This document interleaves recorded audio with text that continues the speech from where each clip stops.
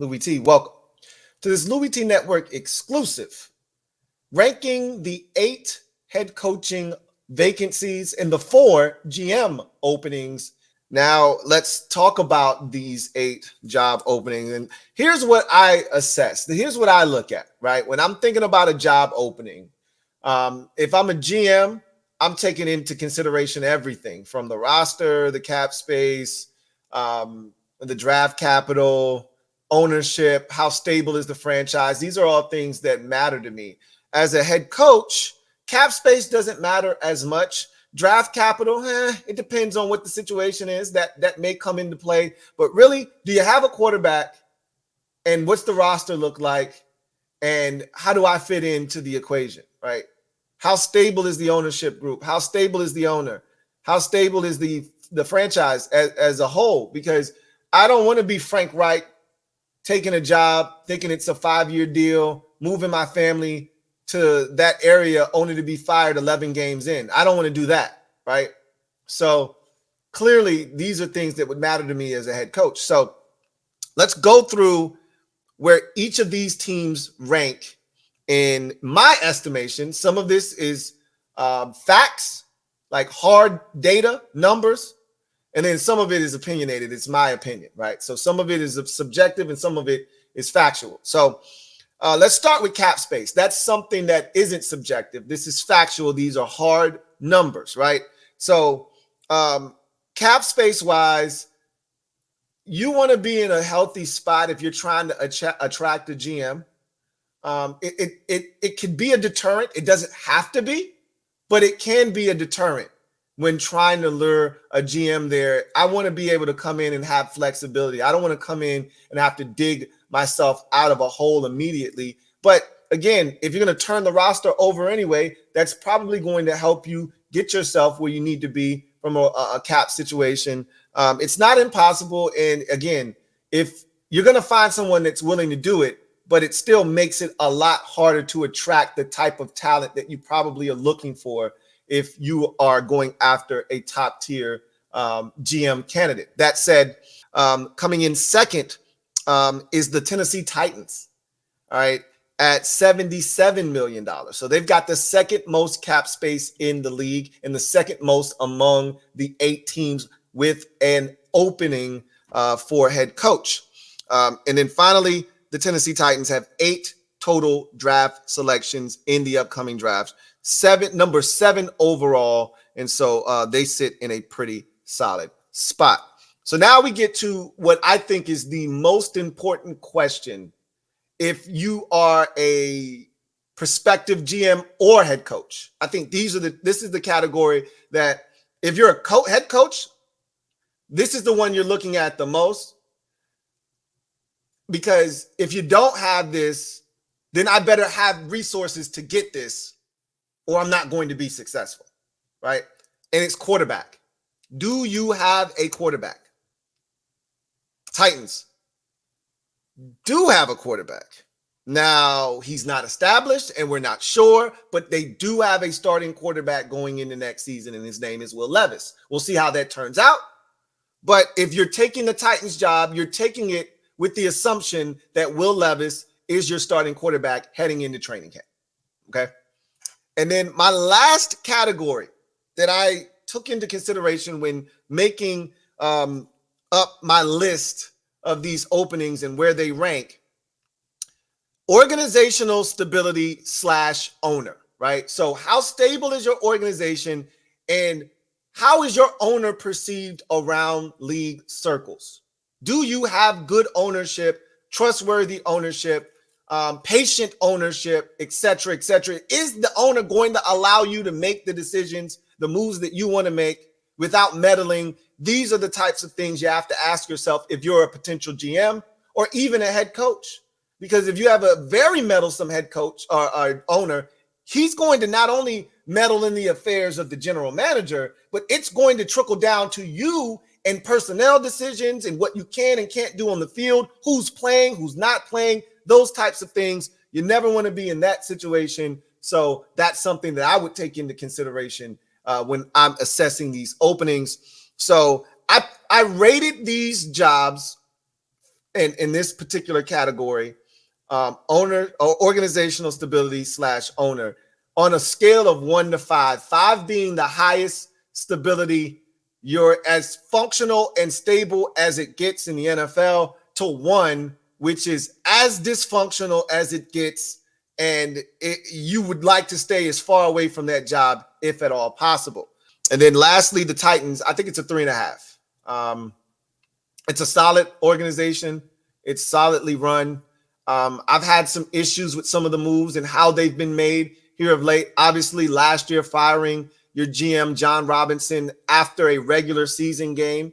Coincidentally enough, after a regular season game that involved A.J. Brown, who John Robinson traded away, and he murdered you in that game. Coincidentally, you fire your GM and you don't win another game the rest of the season. I thought that was a very ill-timed firing there. It didn't make any sense to me. You're that pissed off that you fire your GM immediately after a loss on the road. In a season that you're 7-3, 7-4, doesn't make a ton of sense to me. I didn't like the move then. I don't like it now. I'm not saying that that wasn't the right move in terms of firing John Robinson, just not the right timing, if you ask me.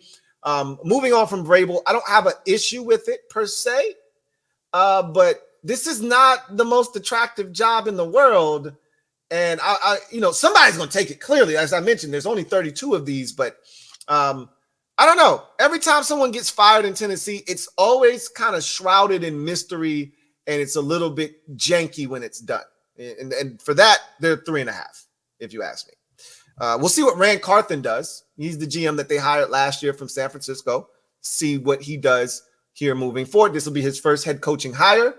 That's part of the reason I think they moved on from Vrabel, is because Rand Carthen wants to get his guy in there. We'll see what happens, And I think there's a guy that he has in mind. Coming in at number 7 for me personally is the Tennessee Titans job. They got a lot of cap space, and if I'm a head coach, that really doesn't matter to me.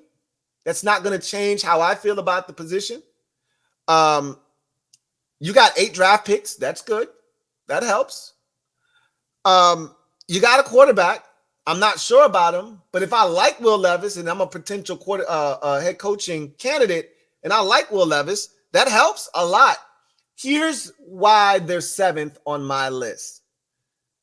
The Titans are kind of stuck in mediocrity, right? They've got an older, aging roster. Okay, some of their best players are older players. Derrick Henry, starting to go towards the twilight of his career. DeAndre Hopkins, sort of going in that same direction towards the twilight of his career. They don't have a left tackle right now. That was an epic fail, going out and getting Andre Dillard. So they Taylor Lewan obviously got retired, and then they went out and got Andre Dillard, and that didn't work. And, nothing wrong with kicking the tires of a former first-round pick, but it didn't work. So they need a left tackle, clearly. Offensively, there's not a lot there. There's just not. I love Okonkwo, the tight end out of Maryland, who had a really good rookie season for them. I think that's a guy you can build around. I like Tajay Spears. I thought he did some really good things. There are no receivers that you like on that roster right now other than DeAndre Hopkins. And they've got guys that can play football, but if you had a choice, hey, I need a receiver, you're not picking one from the Tennessee Titans unless it's DeAndre Hopkins, okay? Chris Moore is cool, and Nick Westbrook-Akine is nice. That's fine. That's great. None of these guys move the needle, though. And don't get me started on the kid from Arkansas. He's been a non-factor his first 2 years in the league. So it's a lot fundamentally wrong offensively. Defensively, there's some stuff there. Jeffrey Simmons, big Jeff Simmons is there. Shout out to my guy, MJ. Big Jeff Simmons is there. There's some stuff on defense. I like Harold Landry a lot when he's healthy. But there's a lot that's left to be desired defensively too. They've got some pieces. And I think if you get the right guy in there, he could whip that defense up and into shape and have them be formidable. I mean, that's what they were this year, essentially. But again, do you have enough? If I'm a prospective coach and I look around the landscape, I'm not checking for the Titans before I check for some of these other gigs. I've got the Titans right now rated as the 7th best job available this offseason. Now I'm going to take the liberty to take it a step further, and I'm going to give you who I think. This is not who I think is going to end up there. I'm telling you who I think is the best fit for these jobs, okay? Again, keep in mind, understand what I'm saying. I'm not telling you this is who I think the franchise is going to hire. This is who I think is the best hire for the job, okay? Number 7, the Tennessee Titans. Same thing. Bobby Slowick is the best answer in Tennessee. Why? Because of the same things I just mentioned. You got a young quarterback in Will Levis. Bobby Slowick comes from the Shanahan tree. And if you know anything about the Shanahans, they're going to run the hell out of the football. That's going to set up play action fake. It's going to give you some wide open windows to throw into if you do it correctly. You got, and the Titans are made to run the football. This is what they do, right? This is why they've been competitive the last 4 or 5 years, because they can run the hell out of the football, much like Cleveland and Baltimore and San Francisco and some of the best rush teams over the last 5 years. They're right in that mix with Derrick Henry, right? Now Henry's up there in age, probably not going to be back in Tennessee this year, but you still have a young back that played really well this year. And so you take that guy, maybe you add another back to the mix via the draft this year. You keep running the football, and then what do? You go play action fake. I talked about the lack of targets at receiver. Well, guess what? You don't have to. Look, Bobby Slowick made Noah Brown look like a number 2 receiver this year. Noah Brown had some monster games. Noah Brown. Yeah, that Noah Brown that was a blocking receiver at Ohio State and with the Dallas Cowboys. That Noah Brown. If he can do it for Noah Brown, he can do it for, Treylon Burks, okay? Maybe he can bring him back to life in year 3 of his career, all right? If he can do it for Noah Brown, I'm pretty sure he can do it for, Treylon Burks or Nick Westbrook-Akine, right? And if DeAndre Hopkins is there, Lord, he can really do some work with him, right?